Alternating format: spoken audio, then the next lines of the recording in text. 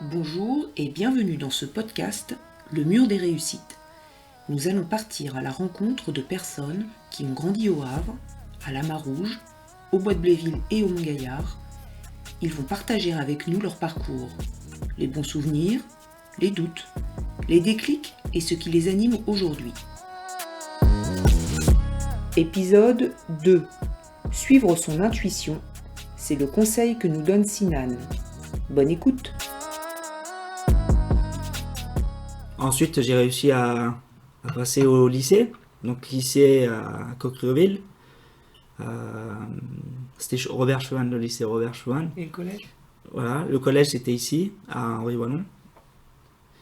Ah oui, il y avait des choix à faire au niveau des lycées et je n'avais pas la possibilité d'aller ailleurs, justement. C'est-à-dire Donc je devais me rendre au lycée Robert Schuman. D'accord.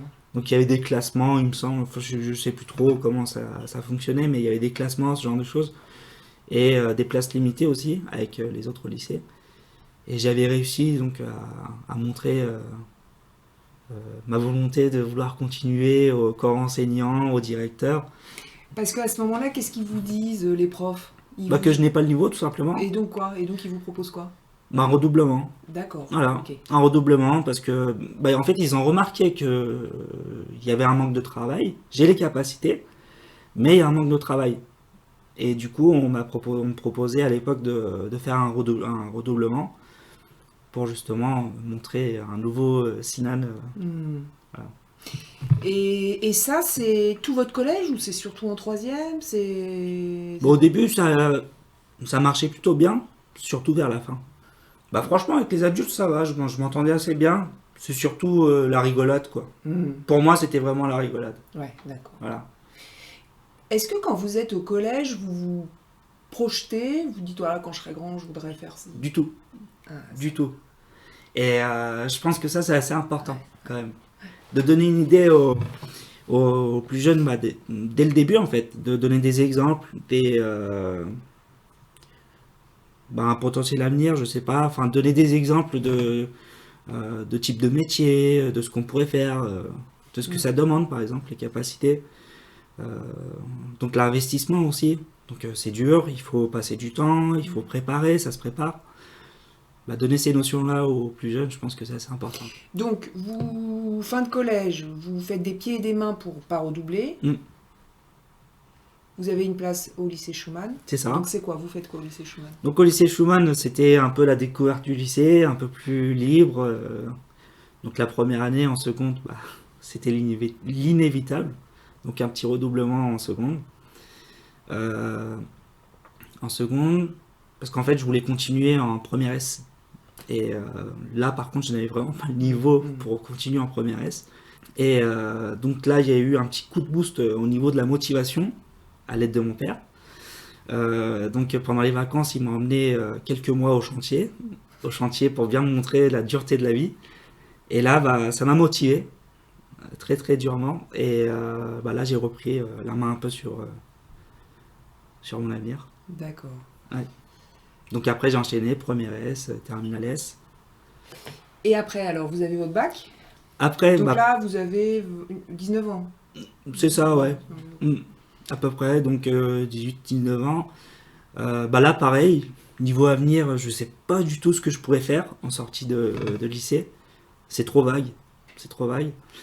Et après j'ai suivi des conseils de mes proches, très proches, donc les parents, au niveau des études à venir, donc notamment en médecine. Donc j'ai fait une année de médecine et j'ai vu que ça me plaisait vraiment pas du tout. Ça me plaisait pas du tout. Et donc après j'ai compris une chose, c'est faut pas forcément suivre aussi se faire diriger par la volonté des autres, mais surtout se faire un avis à soi-même.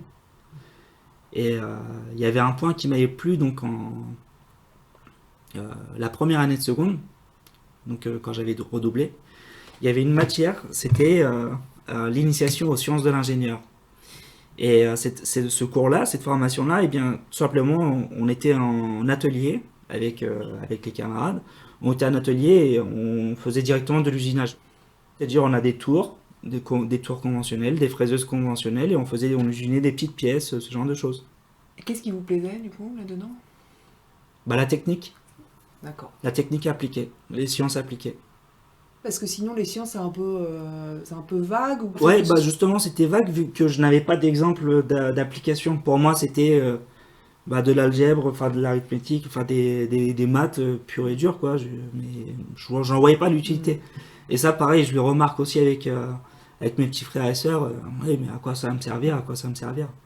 Et ça, cette question-là, on l'entend tout le temps. Mm. Alors, est-ce que vous avez un exemple de choses que vous avez pu construire Bah, au lycée, c'était des petites pièces, je sais pas, une mini batte de baseball, quoi. Vraiment tout petit, il fallait être minutieux. Bah, on voit un peu l'étendue de nos savoirs, de nos connaissances. On se dit, ah, mais attends, je pourrais peut-être usiner, je sais pas, je pourrais peut-être sortir une voiture plus tard. Ça nous motive, ça nous met une petite, de l'ambition. Et oui, oui, on se projette un peu plus loin. Donc vous vous souvenez de ça? Vous faites Oui, votre première année de médecine, vous vous souvenez de ça? Qu'est-ce qui se passe là? je me souviens de ça. Et ensuite, je me dis, bah, je pourrais peut-être me diriger plutôt dans tout ce qui est sciences de l'ingénieur, donc.